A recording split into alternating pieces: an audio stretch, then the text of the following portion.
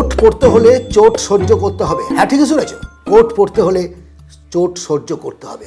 তুমি কি চাও না যে 1 মাস পর, মানে 1 মাসের মধ্যে তোমার পরিচিত বন্ধু বান্ধব আত্মীয় স্বজনরা তোমার সামনে দাঁড়িয়ে তোমাকে বলবে তুই যে এতটা বদলে যাবি বুঝে উঠতে পারিনি। তোমাকে ভণ্ড বলে যারা মনে করে তোমার দ্বারা কিছু হবে না, তুমি কিছু করতে পারবে না, সেই তুমি চেষ্টা করলে মাত্র 1 মাসের মধ্যে 30 দিনের মধ্যে নিজেকে পরিবর্তন করতে পারো। এবং এটা সম্ভব। স্টেপ বাই স্টেপ আলোচনা করব, যদি তুমি মেনে চলো আমি তোমাকে বলছি তুমি তোমার জীবনের অভূতপূর্ব একটা পরিবর্তন নিয়ে আসতে পারবে এবং তুমি যা চাইবে তাই তুমি পাবে। জীবনটা সহজ নয় জানো, যা কিছু সহজে পাওয়া যায় তার মূল্যও সহজে হারিয়ে যায়। নিজেকে যদি মূল্যবান তৈরি করতে চাও, নিজেকে একজন আদর্শ মানুষ তৈরি করতে চাও, এই সমাজের বুকে মাথা উঁচু করে বাঁচতে চাও, তাহলে তোমাকে মজবুত হতে হবে। আর এই মজবুতি আসবে কোথা থেকে? একমাত্র নিজেকে মেজে ঘষে সমস্ত রকমের অত্যাচার, সমস্ত রকমের কষ্ট সহ্য করে এগিয়ে চলতে হবে সামনের দিকে। না, সেই অত্যাচার, পারিবারিক অত্যাচার ইত্যাদি কথা বলছি না, তুমি একটা অভ্যাসের মধ্যে আছো, সেই অভ্যাস ছেড়ে, সেই খোলস ছেড়ে তোমাকে আবার বেরিয়ে আসতে হবে। প্রথম সপ্তাহটাই তোমাকে যেটা করতে হবে সেটা হচ্ছে অন্তত 1 ঘন্টা আগে ঘুম থেকে উঠতে হবে। একটা অভ্যাস আছে তো যে আমি এতটা সময় ঘুম থেকে উঠি। তুমি যদি বেলা 10টায় ওঠো তাহলে এবার 9টায় ওঠো, তুমি যদি 9টায় ওঠো তাহলে 8টায় ওঠো। 1 ঘন্টা আগে ঘুম থেকে ওঠো। কষ্ট হবে আমি জানি, একটা অভ্যাসের মধ্যে আছো। এটাকে বলছে মাইন্ড রিসেট। এতদিন যা ছিলে তা তো তুমি থাকবে না, তুমি তোমাকে পরিবর্তন করতে চাইছো, আর চাইছো বলেই তুমি আমার ভিডিওটা দেখছো। সুতরাং আজ থেকে প্রতিদিন সকালবেলা একটা নির্দিষ্ট সময়ে ঘুম থেকে ওঠো, আয়নার সামনে দাঁড়াও এবং বলো আমি নিজেকে পরিবর্তন করছি এবং আমি পারবো। কথাটা তুমি তোমাকে দেবে, অন্য কাউকে দেওয়ার কোনো প্রয়োজন নেই। কারণ অন্য কাউকে দিলে কৈফিয়ত দেওয়ার প্রয়োজন আছে। তুমি যদি নিজেকে কথা দাও, নিজের কাছে কৈফিয়ত মানে নিজের সাফল্য দিয়ে দিতে হবে, এটাই একমাত্র রাস্তা। মোবাইল তো আমাদের সকলের বন্ধু, মোবাইল স্ক্রোল না করলে আমাদের ঘুম হয় না। এখন আমি ট্রেনে যাচ্ছি, একদিনকে দেখলাম প্রায় 3 ঘন্টার জার্নি, 3 ঘন্টা যাচ্ছি। এই 3 ঘন্টার মধ্যে অধিকাংশ মানুষের হাতেই কিন্তু মোবাইল আছে এবং তারা স্ক্রোল করে চলেছে। যতক্ষণ পর্যন্ত না ঘুমিয়েছে তারা বিছানায়, ততক্ষণ পর্যন্ত তারা কিন্তু কন্টিনিউয়াসলি মোবাইলে চোখ রেখে চলেছে, শুধু স্ক্রোল করে রিল দেখে দেখে টাইমটাকে ওয়েস্ট করেছে।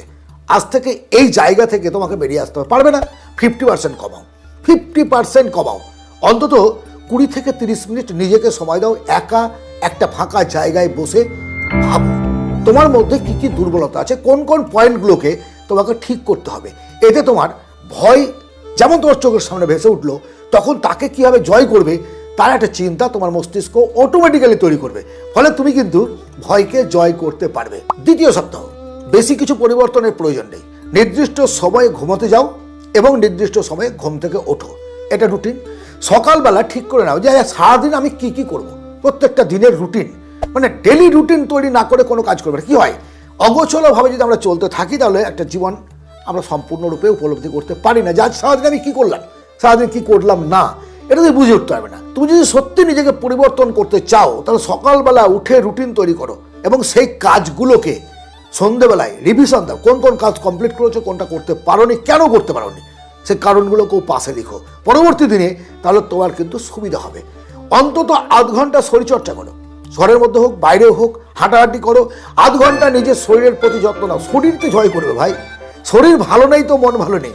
মন চাঙ্গা রাখতে গেলে শরীরকে চাঙ্গা রাখতে হবে এবং মন এবং শরীর একে অপরের পরিপূরক, এটা তো প্রত্যেকটা মানুষ আমরা জানি। সেই কারণে মেডিটেশন এবং শরীরচর্চা অত্যন্ত গুরুত্বপূর্ণ। 2 সপ্তাহ অলরেডি তুমি পার করে ফেলেছো, অর্থাৎ তোমার জীবনে চলার পথের অর্ধেকটা রাস্তা তুমি অতিক্রম করেছো। এবার 3য় সপ্তাহ। এই সপ্তাহে প্রতিদিন তোমাকে 1 ঘন্টা করে তোমার স্কিল ডেভেলপমেন্টের জন্য কাজ করতে হবে। তুমি যে জীবনে কিছু চাও, তুমি শিক্ষকতা করতে চাও, তুমি চাকরি করতে চাও, তুমি বিজনেস করতে চাও, তুমি ভিডিও এডিটিং করতে চাও, তুমি যা কিছু চাও তার জন্য তোমাকে ডেলি 1 ঘন্টা প্র্যাকটিস করতে হবে। 1 ঘন্টা করে, বেশি কিছু করার দরকার নেই, 1টা ঘন্টা। এবং কীভাবে করবে? কমিউনিকেশন স্কিল, কথাবার্তা দ্বারা করতে হবে। তুমি হয়তো কারো কাছে শিখছো, তার সঙ্গে যোগাযোগ করে, ডিজিটাল মাধ্যমে অনলাইনে কোনো কোর্স করছো, অনলাইনে শিখছো, অথবা রিডিং, বই পড়ো, বই পড়ে শেখো। অবশ্যই কিন্তু 1 ঘন্টা করে তোমাকে কন্টিনিউয়াসলি এই সপ্তাহটাতে কাজ করে যেতে হবে। এবং আয়নার সামনে দাঁড়িয়ে তুমি এবার কথা বলা অভ্যাস করো। কারণ আমরা কি বলছি সেটা যতটা গুরুত্বপূর্ণ নয়, তার চেয়ে বেশি গুরুত্বপূর্ণ হলো আমরা কি বলছি না, বা কিভাবে কথা বলা উচিত, কি বলবো না। আর এই কারণেই তুমি তোমার আয়নার সামনে দাঁড়িয়ে নিজের মুখের সঙ্গে মুখ মিলিয়ে কথা বলো অভ্যাস করো। আরও গুরুত্বপূর্ণ বিষয়, এবার তোমাকে না বলা শিখতে হবে। তুমি তোমার কাজে ব্যস্ত, তুমি এতদিন তো লোকের সঙ্গে ঘুরে বেড়িয়েছো, আড্ডা বেড়িয়েছো, তোমার সময় ছিল, অ্যাভেলেবল টাইম ছিল, তুমি যা করেছো করেছো। এবার কিন্তু আর নয়, এবার নিজেকে বদলে নেওয়ার একটা চরমতম মুহূর্ত। এখন তোমাকে না বলতে হবে ভাই আমার এখন সময় নেই, আমি আমার নিজের রুটিনের কাজে ব্যস্ত, এই কাজ কমপ্লিট করে তারপরে হ্যাঁ তুমি কাজ করো, আড্ডা মারো, শরীরচর্চা করো, ব্যায়াম করো, পড়াশোনা করো, তার সঙ্গে স্কিল বাড়াও এবং একটা সময়ে 1 থেকে 2 ঘন্টা তুমি বিকেলবেলা আড্ডা মারো। কোনো ব্যাপার না, বিকেল বলছি না আমি, যে কোনো টাইম তুমি যেটা ভালো লাগবে, যখন তুমি পাবে মানুষজনকে পাবে। ভর্তুইকে তোমার কাজ হচ্ছে নেগেটিভ মানুষ যারা আছে, নেতিবাচক চিন্তা করা যে সমস্ত বন্ধুগুলো তোমার ছিল একটা একটা করে ডিলিট করে দাও। না না খুব হয়েছে। এবার নেগেটিভ বন্ধু চিনবে কী করে? যে বন্ধুর সঙ্গে বসলে তুমি গঠনমূলক কোনো আলোচনা পাও না, যে বন্ধুগুলো তোমার মনের বলটাকে ভেঙে দেয়, যে বন্ধুগুলো বলে তোর দ্বারা হবে না, তুই পারবি না, সমাজ খারাপ, রাজনীতি খারাপ, ধর্ম খারাপ, সমস্ত কিছু, এই যে নেগেটিভ চিন্তা যেখানে হচ্ছে সেই জায়গা যত দ্রুত পারো ছাড়ো, সেই মানুষের থেকে দূরে থাকো।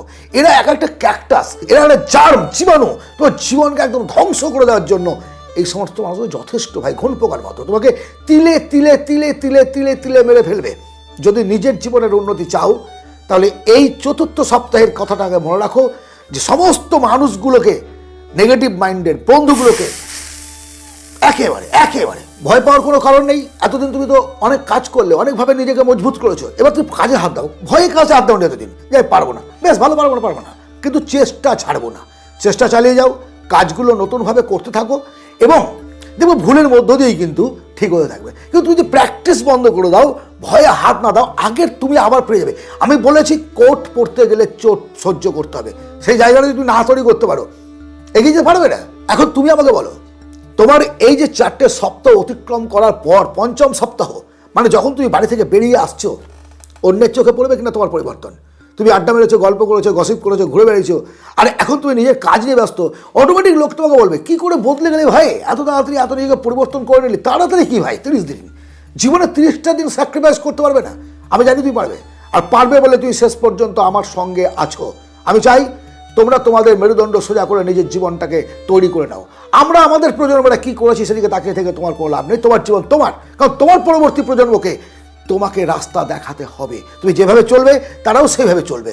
তাদের একটু পথ দেখানোর জন্য নিজেকে মজবুত তৈরি করো এবং এগিয়ে চলো সামনের দিকে। আশা রাখি তুমি তোমার জীবনে উন্নতি করবে এবং একটা সময়ও আমার কথা বলে থাকবে।